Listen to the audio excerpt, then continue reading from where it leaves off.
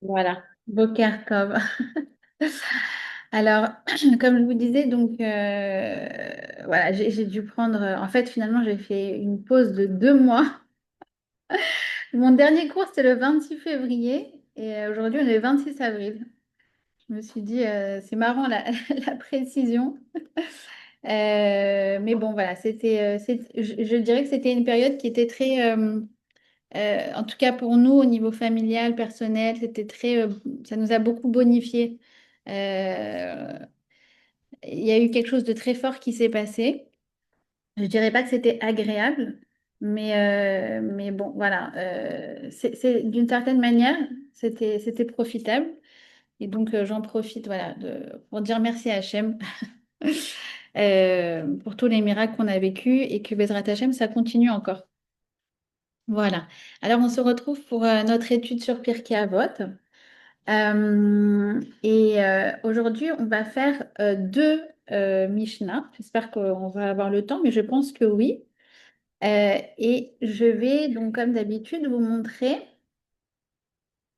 en hébreu et en français ce qu'on va étudier aujourd'hui. D'accord?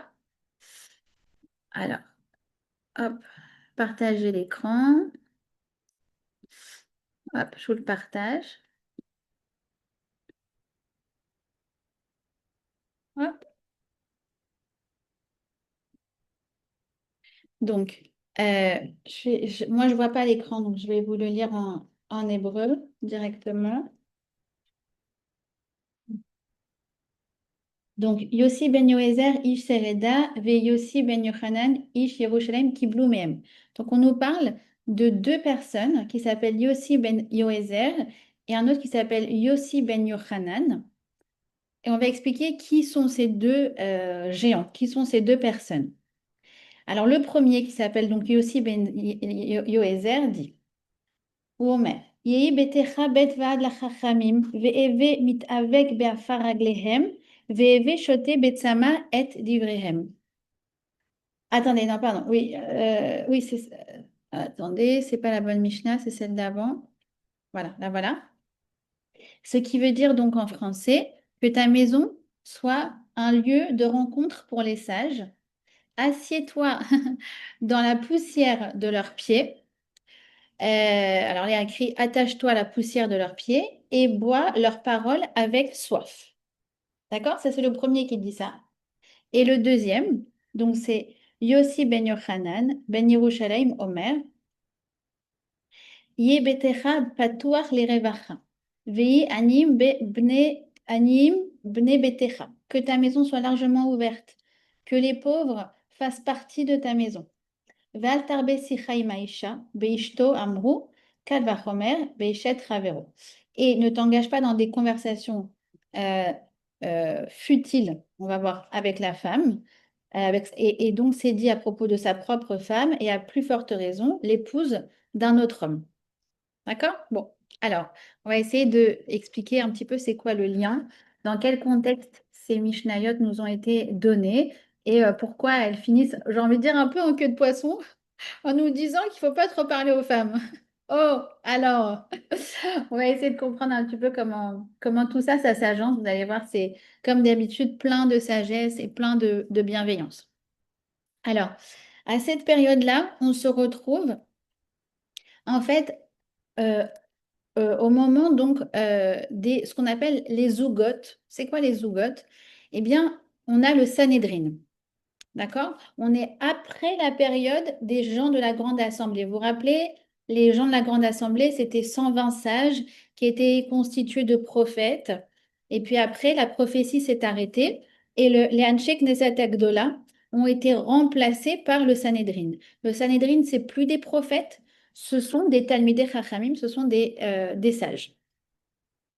Et donc, je vais vous montrer une photo du Sanhédrin.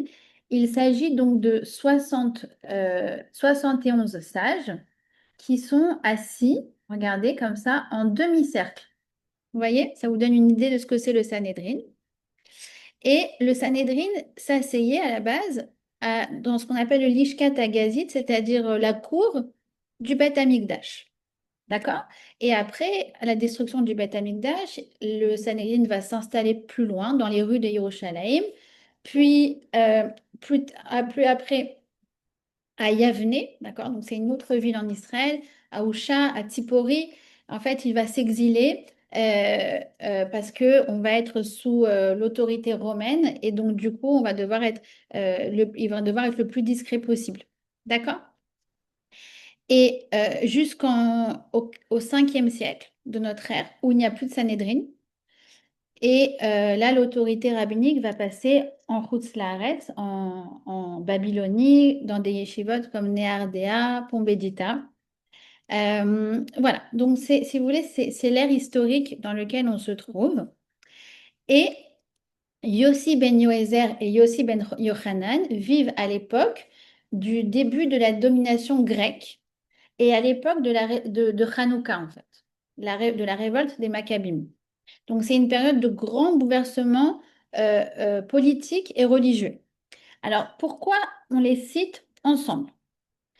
Parce que à cette époque-là, le peuple juif est géré par ce qu'on appelle des zougotes. Alors, c'est quoi des zougotes? Des zougotes, c'est un binôme de deux rabbinim. D'accord? Il y en a un qui va plus gérer, on va dire, l'aspect politique. C'est ce qu'on appelle le nasi. D'accord? Et puis, il y a le Hav Beddin qui va gérer plutôt les affaires religieuses. D'accord? Et donc, pendant un siècle, il y aura donc 5 zougotes, 5 binômes qui vont se succéder. Le plus fameux, c'est celui de Hillel et Shammai. D'accord? C'est le dernier des 5 zougotes. Et le premier, c'est donc Yossi ben Yoézer et Yossi ben Yochanan. Donc, quand ils donnent ces recommandations, donc ils vont parler de nos maisons. Il faut comprendre que c'est une époque qui est très, très difficile pour le peuple juif, parce qu'on est sur notre terre, sous domination des Grecs. Mais souvenez-vous, à l'époque de Shimon HaTzadik, donc ça c'était la Mishnah numéro 2, donc c'était euh, quelques générations avant eux. Souvenez-vous que quand Shimon HaTzadik il a rencontré Alexandre le Grand s'est prosterné devant lui. C'est-à-dire qu'avant, il y avait une admiration des Grecs pour la sagesse des Juifs. D'accord? Et en fait, au fur et à mesure, la situation s'est dégringolée. Je ne vais pas vous faire tout un cours d'histoire. Mais il y a eu il y a eu Ptolémée et il y a eu ensuite le partage des terres qui fait que la Judée s'est trouvée sous l'emprise en fait ce qu'on appelle les Séleucéides, c'est-à-dire que c'était une partie de l'Empire grec. Et c'est là qu'ils ont mis des décrets qui ont interdit l'étude de la Torah, la Brit Mila, le Rosh Chodesh et le Shabbat. C'était interdit de faire ces 4 mitzvot-là. Et donc, là, on a la période des Hashmonaïm où les Juifs vont s'opposer au pouvoir grec, d'accord? Donc, c'est la période, comme je vous ai dit, de Hanouka. Et au début de cette opposition, il y a ce zoug, ces deux rabbinim, le Nasi et le Havbeddin, qui vont s'opposer ouvertement à la domination grecque. D'accord? D'ailleurs, Yossi ben Yoézer va mourir tué par les Romains. Il va être condamné à mort. D'accord? Alors, ce zoug-là, en fait, ces deux rabbinim vont en fait nous donner la feuille de route pour appliquer les propos de Shimon HaTzadik. Souvenez-vous, Shimon HaTzadik nous a dit que le peuple juif repose sur 3 choses.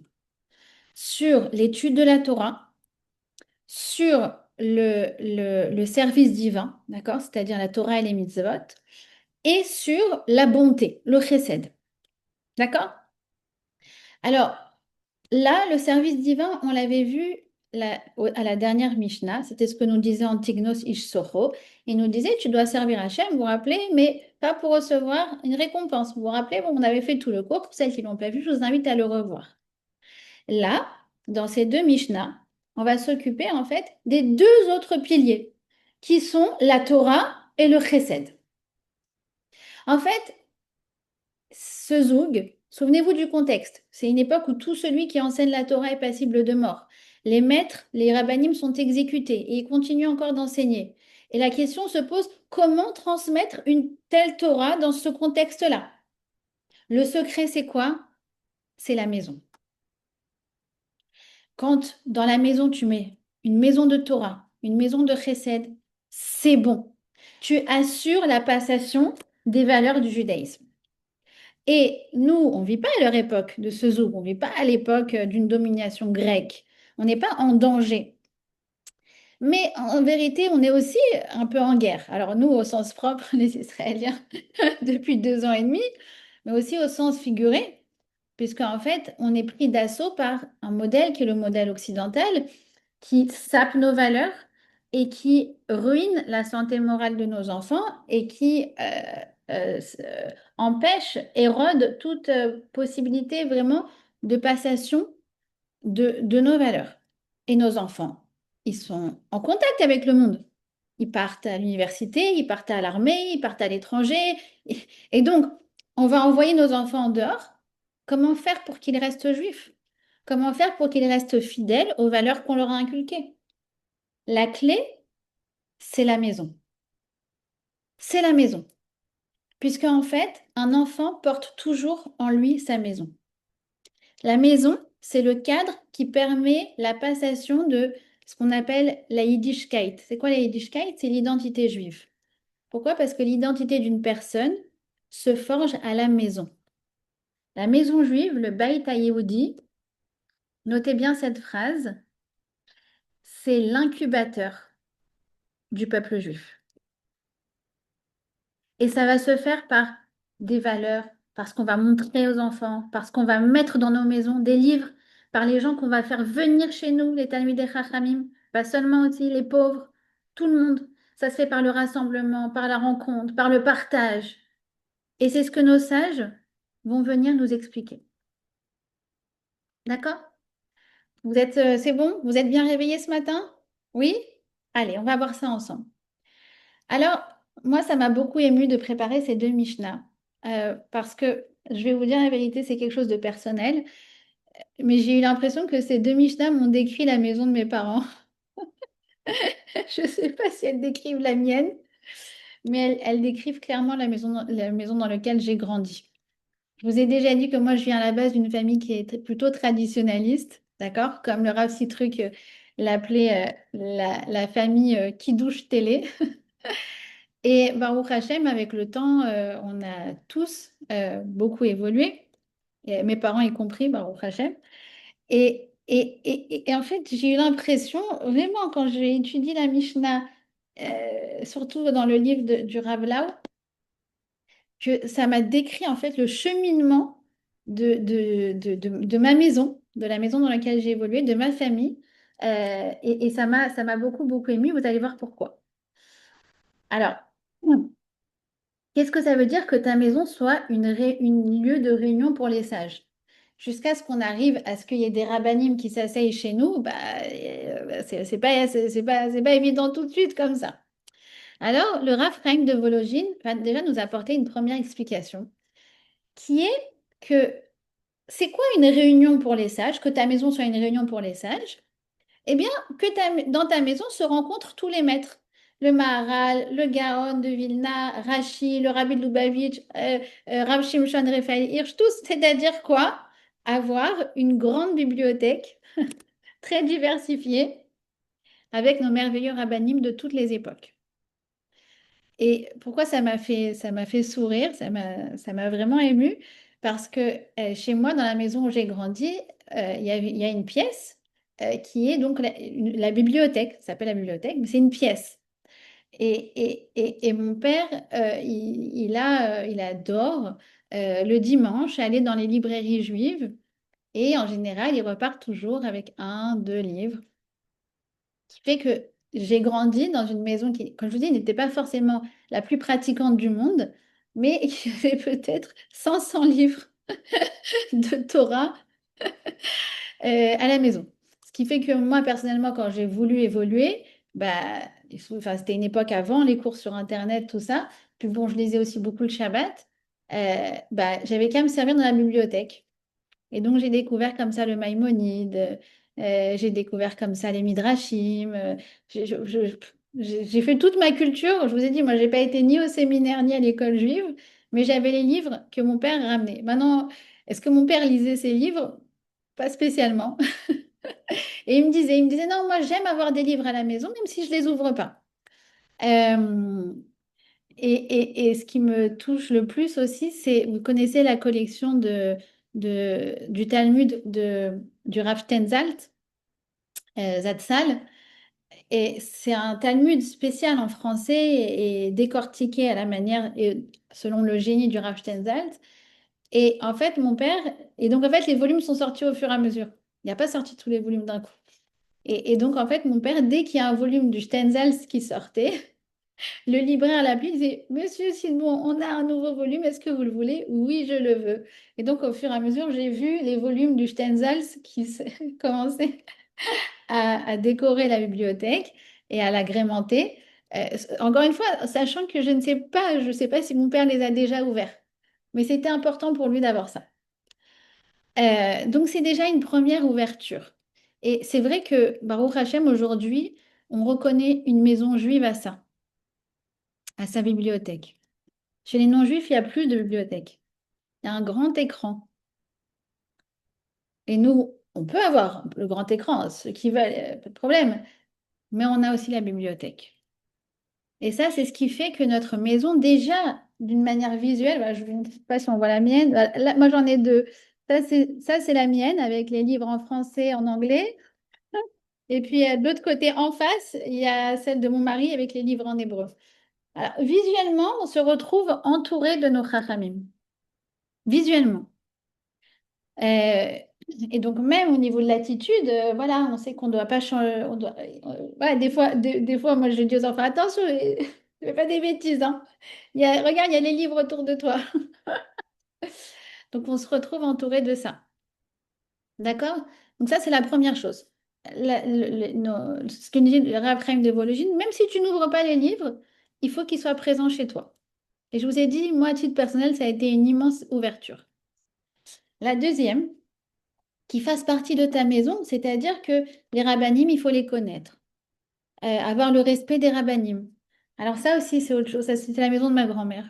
La maison de ma grand-mère, il y avait des photos de rabbinim partout. Rabbi Shimon, Rabbi Meir, Rabbi Meir, le Rabbi Lubavitch, le Baba Salé. Vous connaissez bon, les photos partout, partout, partout. Dans la maison de ma grand-mère. Alors bon, moi j'ai essayé d'hériter. Là, on va pas bien. Je sais pas pourquoi la vidéo ça fait comme ça. Bon, je sais pas. En tout cas, oh, pardon. En tout cas, voyez, moi j'ai un tableau, voilà, avec 119 rabbinim. Et donc, voilà, ils sont à la maison, ils sont là. Alors ça va, comment dire, donner quoi comme sentiment à la maison? Ça donne le respect des rabbinim. C'est vrai que dans le monde séfarade, même si on était traditionnaliste, c'était très fréquent d'avoir des photos de rabbinim chez nous. Et donc ça, si vous voulez, c'est un petit peu la deuxième façon. D'accord? Ils sont là, on ne les connaît pas forcément tous, mais on leur donne, on leur doit le respect. On ne connaît pas forcément leur message, on ne connaît pas forcément leur sagesse, on ne connaît pas forcément leurs enseignements, mais on connaît la grandeur de leur personne. Et c'est vrai que dans le monde séfarade, c'est quelque chose, on avait vraiment dans le gène le respect du Rav. D'accord? Ça, c'est la deuxième façon. C'est-à-dire que pas forcément au point de les fréquenter, pas forcément qu'ils fassent partie de notre cercle de fréquentation, mais il y a le respect. La deuxième façon. La troisième façon, évidemment, ça c'est depuis 20 ans, les invités chez nous, c'est les invités dans nos écrans. D'accord? C'est écouter des cours. Alors moi aussi, c'est marrant parce que je me rends compte, j'appelle ma mère, elle est en train de cuisiner et elle a en fond toujours un cours de Torah. D'accord? Je vais en parler. Je vais en parler. Le fait d'écouter des cours, c'est quelque chose de très louable. Vous allez voir un peu plus tard qu'on va affiner cette chose-là. Mais on les fait rentrer dans notre maison. C'est-à-dire que là, on commence à connaître leur enseignement. D'accord? La quatrième façon. ce que nous dit le Rav Lau. Donc, je vous rappelle que mon étude, elle est basée sur ces Sfarim-là, d'accord? Yachen Israël, je crois qu'ils sont épuisés. C'est les commentaires du Rav Israël Meir Lau, Shlita sur Pirkei Avot, d'accord? Il y a 6 volumes, ça c'est donc le premier volume. Quatrième façon, c'est évidemment organiser des cours de Torah chez soi. D'accord? Puisqu'on se dit, ah, bah, c'est bien le contact avec les maîtres, mais c'est pas avec les rabbinis, mais YouTube, ça a quand même ses limites. Je peux pas poser des questions, je peux pas, voilà, je peux pas faire tout ça. Et donc, je fais venir le rab chez moi. Et ça apporte beaucoup de bracha. Euh, Personnellement, moi, j'ai commencé comme ça, à en transmettre. C'était dans les maisons, en fait. À Tel Aviv, ça a commencé par quelqu'un qui m'a dit, est-ce que tu peux faire un cours? J'ai dit, bah, ok. Et après, la semaine d'après, ah, mais alors, je peux faire chez moi la semaine prochaine. Et pendant, je sais pas, 3 ou 4 ans, j'étais la rabbinite itinérante, en itinérance, avec, à aller de maison en maison jusqu'à la période du Corona, ça s'est passé. Et en fait, ça agrémente beaucoup, beaucoup, beaucoup, beaucoup. Et finalement, vous voyez, ces quelques personnes qui m'ont au début invité chez elles, eh ben, elles ont un mérite incroyable parce que finalement, si ça fait 11 ans que j'enseigne, c'est grâce à elles. D'accord? Alors, la cinquième façon, c'est... Ah oui, et aussi, je voudrais expliquer une chose importante, c'est que il y a une différence quand on voit un rave sur YouTube et quand on le voit en vrai. C'est-à-dire qu'on l'invite à la maison, on va à son chiour, c'est qu'on voit le comportement du rave en dehors de l'écran. C'est connu que, vous savez, le Rav Ovadia Yosef, pendant des années, peut-être des dizaines d'années, il donnait un chiour le samedi soir. C'était retranscrit à la radio. À l'époque, c'était une organisation technique incroyable pour retransmettre ce chiour du Rav. Elle a été retranscrit à la radio en Israël et même à l'étranger. Et il y a des gens qui ont témoigné qu'en fait, ils ont plus appris de voir le Rav Ovadia avant et après le shiur. Comment il disait à tout le monde bonjour, comment il était respectueux. Euh, de ça, ils ont plus appris encore que du shiur en lui-même. Moi, vous savez, donc je forme les calottes depuis les mariés depuis 12 ans. Et Baruch Hashem, depuis 3 ans, je forme les madrichot, c'est-à-dire que je les prends en stage. Elles viennent et elles apprennent comment transmettre, comment dire, former les mariés avant le mariage. Et en fait, souvent, elles arrivent et c'est un petit peu le balagan à la maison et il y a les enfants qui sont là et j'installe tout le monde, toutes les jeunes filles qui sont là pour le cours, parce que je les prends en groupe, je les installe sur la terrasse, j'essaye de gérer un peu à droite à gauche jusqu'à ce que je m'installe. Et très souvent, les stagiaires qui sont venus m'ont dit, j'ai appris plus de ce que j'ai vu en backstage, dans les coulisses, que ce que j'ai vu quand tu étais en action sur la terrasse. D'accord? Donc voilà, on voit des leçons de Chinour, on voit des choses qu'on ne peut pas voir sur l'écran. D'accord? Euh, donc la cinquième façon maintenant, c'est que maintenant qu'on les connaît, qu'on les a reçus, on les fréquente. Ils sont venus chez nous. Et donc, du coup, on a été à leur shiur, où on a organisé un shiur pour eux. Alors, du coup, ça y est, on fait partie des proches. On fait partie des gens qu'on fréquente. Euh, mon frère, il a cette chance, Baruch Hashem, comme il habite aux États-Unis, il a la chance de recevoir Rabbi David Pinto quand il est de passage en Floride. Et ma belle-sœur me dit, c'est incroyable d'avoir Rabbi David Pinto chez soi un soir, même jusqu'au matin. Ça veut dire il était chez nous 10 heures et on l'a vu 2 heures. Incroyable de voir l'impact que ça peut avoir sur les enfants. Incroyable. Et comprendre que Baruch Hashem, on a une chance incroyable, nous les Juifs, c'est que finalement, même s'ils viennent pas forcément jusqu'à nous, on peut aller jusqu'à eux. On a une chance incroyable d'être Talmidei Chachamim qui sont accessibles. Le Rav Citruc, il était accessible à tous. Euh, Rabbi David Pinto, il suffit de fixer un rendez-vous avec son secrétariat, on peut aller le voir. Voilà, je croisais une amie ce Shabbat qui me disait qu'elle allait manger chez le Rav Auerbach. Je me dis, mais c'est incroyable quand même. En fait, il est à là, il est à 20 minutes de chez moi, le fils du Gaon, Rabbi Shlomo Zalman Auerbach, il habite à 20 minutes de chez moi. Et ma voisine, elle va manger chez lui. Mais quelle chance on a! Nous, les Juifs, que nos maîtres, ils ne sont pas perchés là-bas, tout là-haut. Ils sont en contact avec nous. Ils sont en contact avec nous. On raconte une histoire incroyable sur le Rav Moshe Feinstein. Donc, le Rav Moshe Feinstein, c'était le Gadol Hador aux États-Unis. Bon, si vous voulez, il y avait donc le Rabbi de Lubavitch pour les Chabad et pour le monde plus l'Itaï orthodoxe, l'équivalent du Rabbi, c'était le Rav Moshe Feinstein. Et un jour, quelques semaines après qu'il soit décédé, il y a une femme qui appelle vendredi et qui dit oui, bonjour, je voudrais parler au Rav. Alors là, son fils dit mais vous pouvez, enfin, mon père, il est niftar, il est décédé. Elle dit, oh, alors à qui je vais demander tous les vendredis l'heure de l'allumage des bougies? C'est c'est quand même incroyable. C'est juste magnifique. C'est juste magnifique. D'accord? Et donc, en fait, à leur contact, on finit par comprendre un peu mieux c'est quoi la Yiddishkeit, c'est quoi l'identité juive, c'est quoi le comportement juif par excellence. Des choses qu'on n'apprendra jamais dans les livres.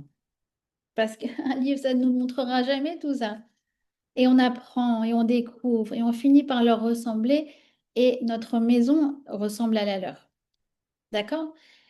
Donc, si vous voulez, c'est ça. Parce que comme je vous ai dit, c'est la maison, c'est l'intérieur qui est le cas de la passation de l'identité juive.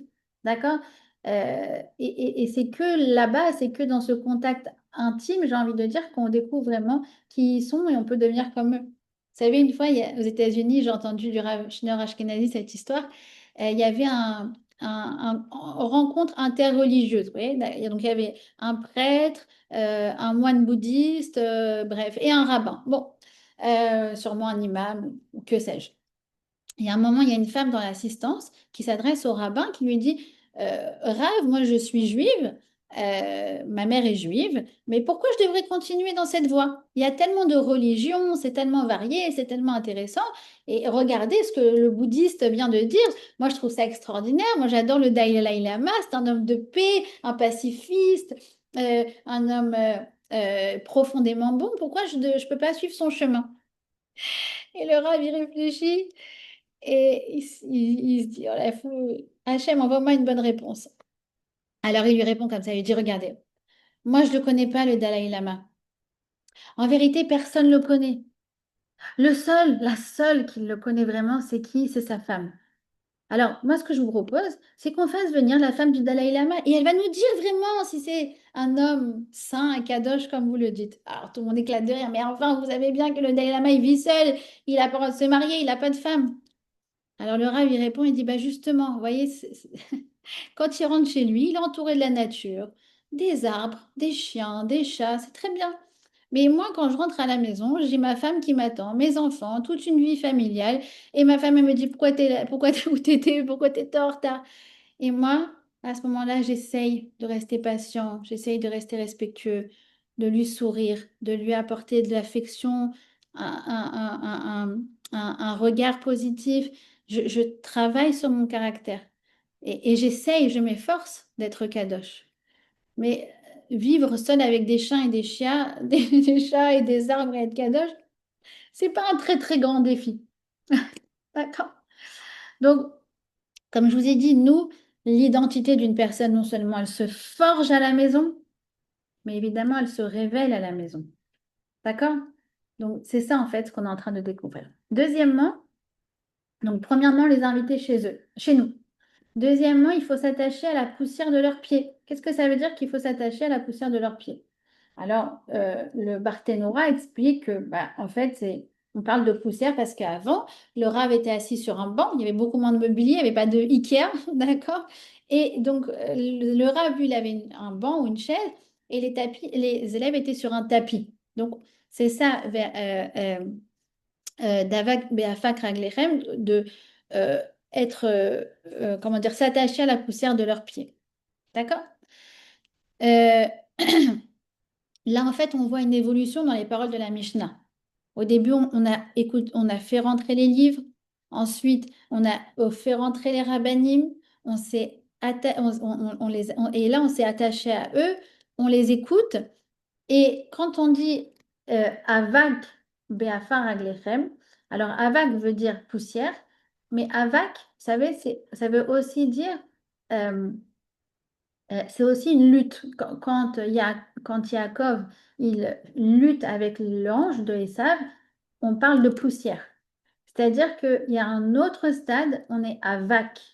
On commence à lutter avec la pensée du Rav, discuter avec le Rav. Mais Rav, vous avez dit ça, mais ça, sur ça, je ne suis pas d'accord, ça, je ne comprends pas. Au début, on écoute, on est humble, d'accord? Et une fois qu'on commence à mieux cerner la pensée du Rav, on lui dit, ça, pour moi, je comprends pas, ça fait pas sens, ou ça, j'arrive pas à l'intégrer encore dans ma vie. D'accord? Et c'est ce qui va ensuite, ce qui nous permet de comprendre la suite de la Mishnah, qui est boire avec soif les paroles de nos Chachamim. Alors, avec soif, ça veut dire que quand on a soif, on ne veut pas perdre une seule goutte. D'accord? On veut boire. Tiens, ça me donne envie de boire. Et on veut pas rater une goutte. C'est pareil avec les paroles des sages. On veut pas du tout rater une goutte. En fait, c'est comme les gens qui veulent de l'argent. Il y a des gens, parfois, ils ont fait une exit et ils ont, par exemple, celui qui a vendu Mobileye, il a fait une exit de 1 milliard de dollars. D'accord? Et il continue à travailler, il bosse encore. Et tu dis, mais tu as déjà accumulé tellement de biens, alors pourquoi encore, encore, encore? Eh bien, parce que je veux encore des dollars, parce que chaque dollar est précieux, même s'il en a déjà des milliards. Alors nous, c'est pareil, mais avec la Torah. Oui, je connais beaucoup d'enseignements, mais tellement chaque enseignement, il est précieux que je veux encore rajouter, même si j'en ai des milliers. D'accord? Et donc, ça, si vous voulez, c'est ce que veut nous dire la Mishnah.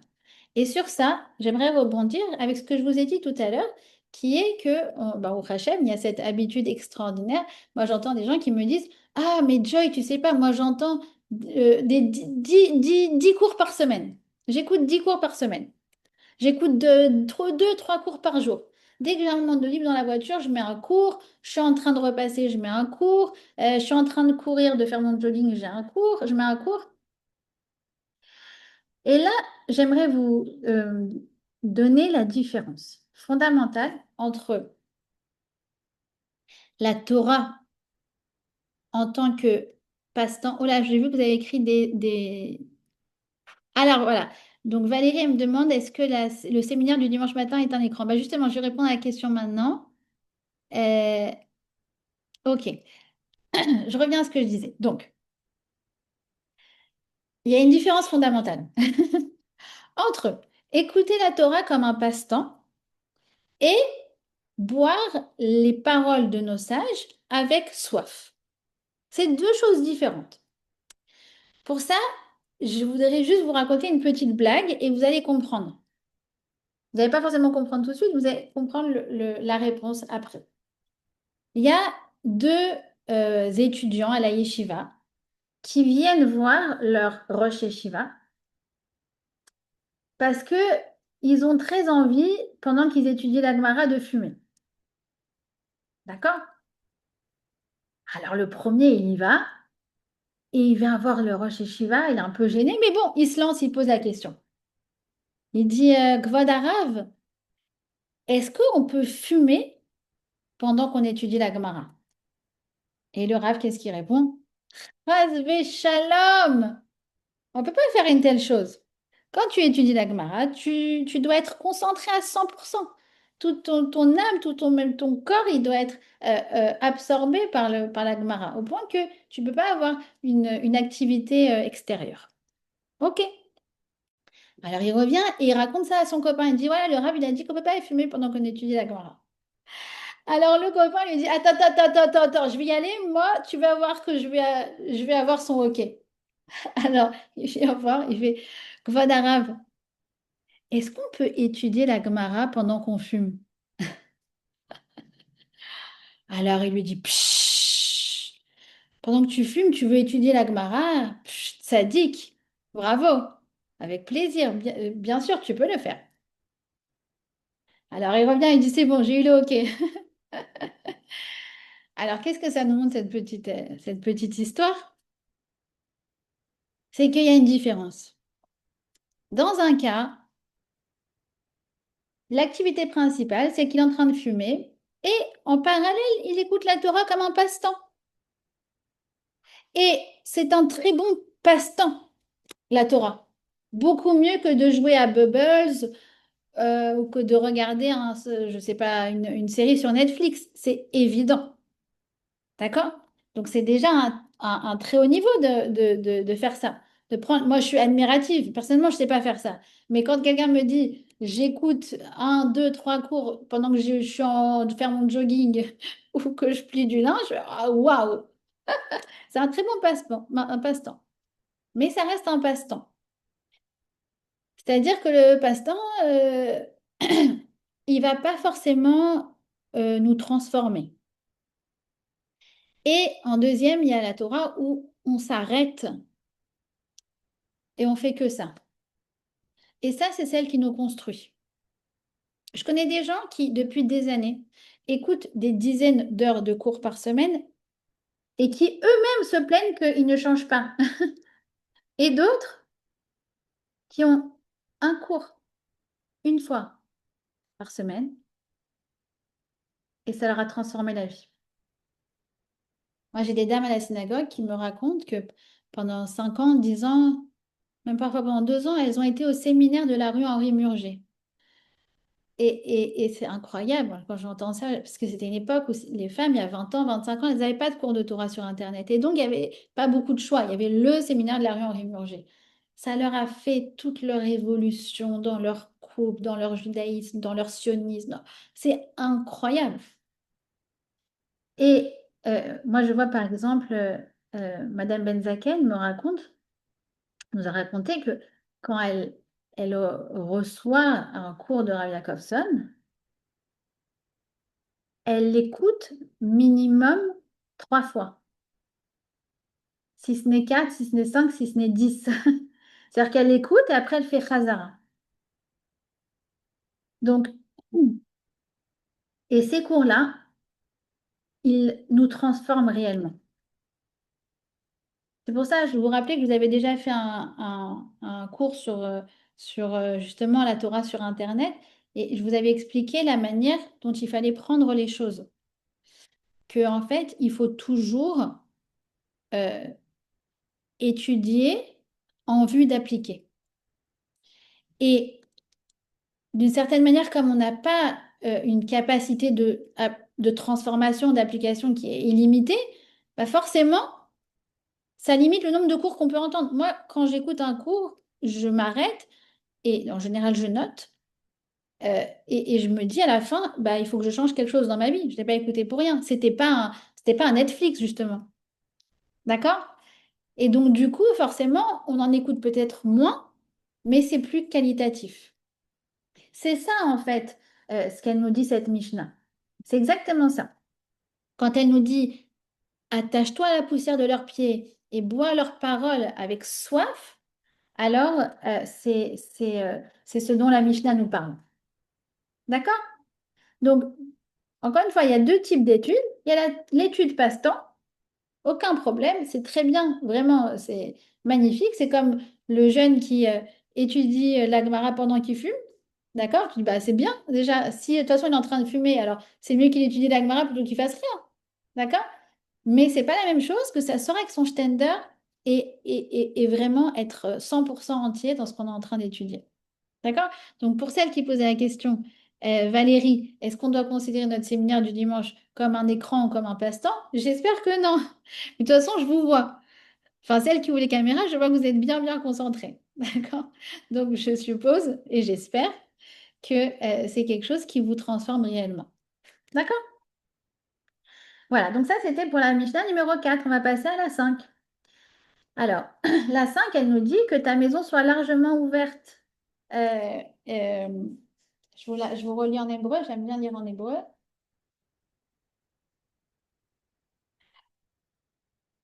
Tout. Yé betecha patuach lerevacha.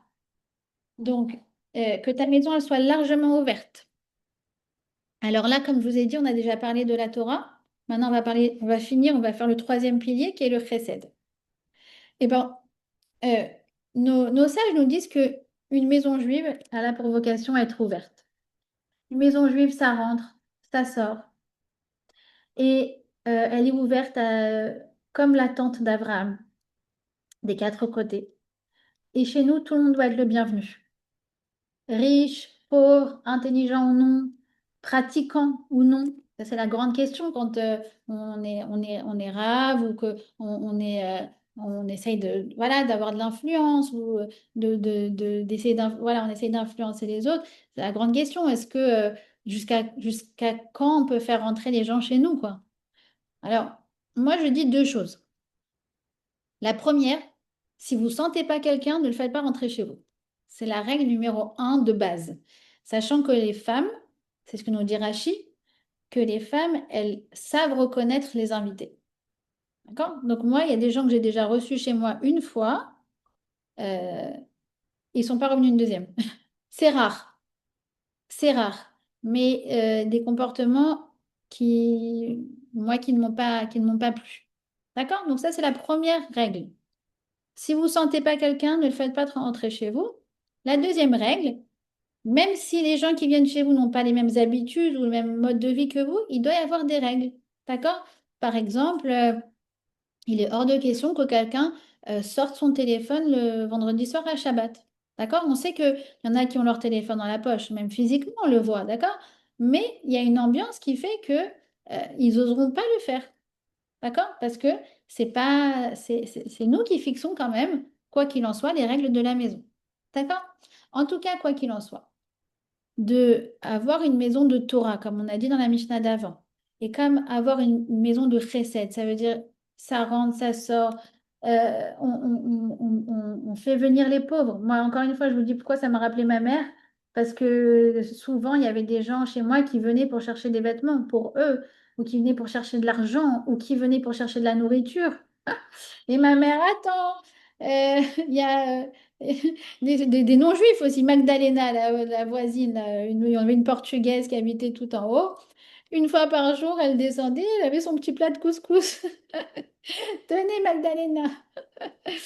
Donc ça apporte la bracha. Tout comme les rabbinim, la Torah, leur présence apporte la bracha, le fait d'organiser un shiur chez soi, ça apporte la bracha, le fait d'ouvrir sa maison, de nourrir les pauvres, ça amène la bracha. Chez nous, les Juifs, on ne doit pas trier nos invités. D'accord? Comme je vous ai dit, des fois, il y a certaines personnes, évidemment, qu'on ne va pas faire entrer chez nous.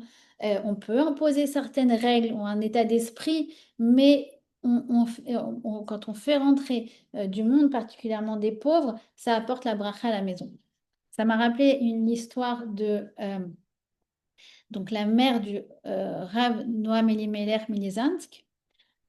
Euh, eh bien, et de son frère, le Rav Zusho de Anépoli. Donc, c'était deux frères extraordinaires. Euh, et pendant des années, c'était une femme qui n'avait pas d'enfant.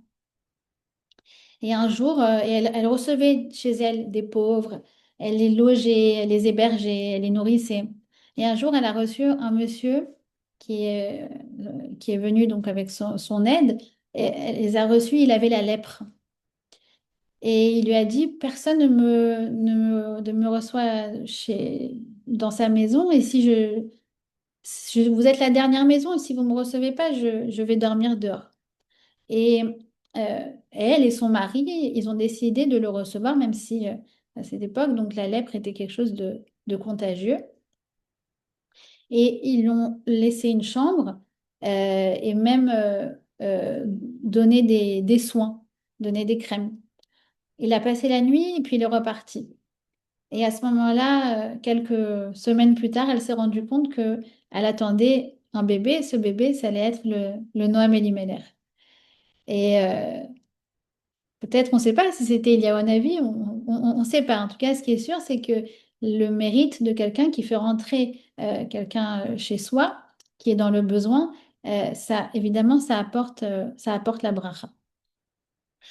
Euh, et d'ailleurs, ça me rappelle une autre histoire qui va encore dans ce sens, qu'il ne faut pas trier les invités. Ça concerne justement une histoire du Noam Elimelech lui-même. Donc au début, c'était quelqu'un qui était pauvre et qui enseignait, qui se déplaçait de ville en ville pour transmettre la Torah. Et après, il s'est enrichi. Et il est devenu donc, il avait maintenant une charrette. D'accord? À l'époque, ouah, une charrette, c'était un signe de richesse. Des chevaux, c'était, voilà, comme on dirait aujourd'hui, il est venu en Tesla, quoi. Hein. D'accord? Et un jour, quand il vient à Lysansk pour donner un cours de Torah, eh bien, il y a un riche qui vient qui dit, ah, le Noam Elimelech, est-ce que tu veux venir chez moi? Je vous ai préparé une chambre magnifique, vous aurez tout ce que vous voulez. Et Noam Elimelech lui répond, non, non, moi je vais aller chez la famille qui m'a accueilli pendant toutes ces années. Par contre, toi, si tu veux, je peux garer ma charrette chez toi et tu vas nourrir mes chevaux. Alors, le riche lui dit, mais comment ça? Pourquoi vous voulez pas venir chez moi et pourquoi vous voulez me donner vos chevaux? Alors, il lui dit, moi, quand je venais à pied, tu me calculais pas. Aujourd'hui, je viens avec mes chevaux, je viens avec ma Tesla, tu veux m'honorer? Donc, c'est pas moi que tu veux honorer, c'est mes chevaux. Si tu veux vraiment les honorer, prends mes chevaux et honore-les. D'accord? Donc, c'est une petite histoire pour dire justement que, voilà, au Hachem, nous, on a pour vocation à ouvrir donc nos maisons à tout le monde, peu importe l'aspect et tout le reste. D'accord? Euh, donc, le Rav Lau explique que cette Mishnah, elle nous dit donc vraiment de faire rentrer les pauvres chez nous. Euh, euh, Qu'ils doivent pouvoir taper à la porte pour recevoir des choses à manger, ou parfois c'est nous qui allons, il dit le Rav Yakovson, c'est bien de donner la tzedaka, mais il n'y a rien de mieux que de vraiment faire des paquets avec des boîtes et de la nourriture et réfléchir quelle conserve, quelle chose mettre dans le panier pour apporter à la personne qui est dans le besoin. Et c'est intéressant parce que j'ai entendu ça aussi du Rav Ben Chetrit. Le Rav Ben Chetrit, il témoigne aussi que, je ne sais plus, c'était son grand-père, je crois, il était connu pour justement vraiment nourrir les pauvres de sa ville. Et donc souvent, le Rav Ben Chetrit rigole en disant, voilà, c'est bien, nous on donne à Khad et Naomi, on a donné l'argent, ça y est quoi. Mais lui, vraiment, il portait les sacs, il allait, il se déplaçait. Et souvent, il dit que il pense que le sprout qu'il a de diffuser autant de Torah et d'avoir autant de succès, ça vient justement de la Messirut Nefesh, du chesed de son grand-père. D'accord? Deuxièmement, pourquoi c'est aussi très important? Parce que de faire ça, parce qu'on ne sait jamais dans la vie, la roue peut tourner. Et le Rav Lau dit que si nous, on a l'habitude de recevoir des gens chez nous, eh bien, si un jour nos enfants ont besoin d'être reçus, ils le seront, par notre mérite à nous. D'accord? Ça m'a rappelé une petite histoire aussi qui m'est arrivée il n'y a pas très longtemps. Euh, une amie à moi qui m'appelle et qui me dit, oh là là, je me rappelle que tu as habité à New York et moi je suis en panique totale parce que ma fille, je l'ai envoyée à New York, mais elle est dans une maison, c'est la catastrophe. Il y a un monsieur chelou, il faut que je la sorte de là-bas, mais je connais personne à New York, s'il te plaît, tu peux m'aider. Alors je lui dis, bien sûr, voilà, je te donne le numéro de ma belle-sœur, j'ai une belle-sœur qui habite à New York. Et je lui dis, bien sûr, appelle-la, elle va la recevoir. Je sais qu'elle ouvre sa maison à tout le monde et et ta fille pourra dormir chez elle. Et effectivement, elles se sont appelées les deux et ma belle-sœur, Métal de New York, a reçu la fille de ma copine. Pendant une semaine, elle a été reçue, nourrie, logée, blanchie. Et, et sa fille, quand elle est rentrée en Israël, elle a dit à sa mère, elle a dit, c'est incroyable parce que moi, je t'ai toujours vue, maman, en train d'ouvrir la maison à tout le monde. Et quand j'étais là-bas à New York, j'étais bloquée, j'étais dans une maison avec des gens chelous, je savais pas où aller, je savais pas quoi faire. Je me suis dit que par le mérite que toi tu ouvres ta maison, il y a quelqu'un qui va m'ouvrir ma maison, qui va m'ouvrir sa maison. D'accord? Donc la roue tourne. La roue tourne et on a besoin de cumuler des mérites justement pour se retrouver toujours à l'abri. D'accord? Alors la dernière chose qui peut paraître un peu étonnante, où on dit bah, Atarbe Sicha et Maïcha, alors on voit vraiment pas le rapport, ne parle pas de choses futiles, en plus avec ta femme et avec les femmes des autres. Alors là vraiment, ça fait vraiment cheveux dans la soupe. Alors, en fait, on comprend bien. C'est que la Mishnah, elle est logique. Elle te dit la maison, elle est ouverte, ça rentre, ça sort, tout ça. OK. Mais attention, il faut quand même garder des principes. Il faut quand même faire attention au danger de la mixité. D'accord? Et donc, premièrement, on ne doit pas bavarder de tout et de rien avec les époux des autres, d'accord? Avec les gens de l'autre sexe, si vous voulez. Ça ne se fait pas. Et c'est le début des problèmes, d'accord? Donc, moi, personnellement, je ne parle pas au monsieur. Pourtant, ma maison, elle est grande ouverte, d'accord? Mais chez nous, déjà à table, quand on reçoit du monde le vendredi soir, il y a deux côtés. Il y a le côté homme et le côté femme. C'est pas mixé à table. Donc moi, je suis du côté femme, j'ai les conversations avec les femmes, Marie est côté homme et c'est lui qui gère. D'accord? Mais on ne mixe pas. On ne mixe pas. C'est très important. D'accord? Donc on a cette ouverture et en même temps, comme je vous ai dit, c'est cadré. On ne va pas papoter avec le mari de la copine ou quoi que ce soit. Euh, Deuxièmement, alors, on comprend avec les époux des autres, évidemment, mais alors là, quand on te dit avec ta propre femme, on ne comprend pas. Alors, nos sages nous disent qu'il s'agit là de sira dans le sens parole futile. En anglais, on dit gossip, du gossip. Gossip, c'est parler de gens, évidemment un peu de la shonara à droite à gauche. Alors non, même dans le couple. Vous voyez, on rentre vraiment dans l'intimité du couple. On doit essayer, s'efforcer d'avoir des conversations de qualité. D'accord? Donc, évidemment que des fois, on parle de tout et de rien parce qu'on a besoin un petit peu d'évacuer tout ça. Mais on doit s'efforcer à ce que, même au sein du couple, ce soit des conversations qui soient de qualité, pas parler des uns et des autres. D'accord? C'est aussi une chose très importante que quand on ferme. euh, la porte de la maison. On commence pas à dire, ah, t'as vu, lui, il a fait ça, t'as vu, elle a fait ça, t'as vu ceci, t'as vu cela, d'accord? C'est aussi une règle qu'on s'est fait à la maison avec mon mari, que quand on ferme la porte le vendredi soir, on ne parle pas des gens qui étaient chez nous.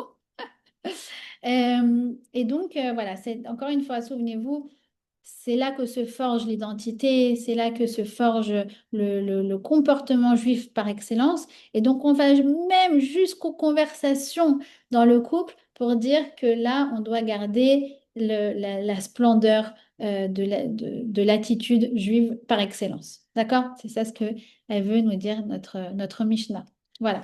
Donc, je vous souhaite d'avoir des belles maisons avec beaucoup de Torah, la Torah de qualité qui vous fait progresser, qui vous fait grandir, beaucoup de chesed, que vous ayez une maison ouverte et que vous soyez aussi toujours accueillis chez les autres quand vous en aurez besoin et vos enfants aussi.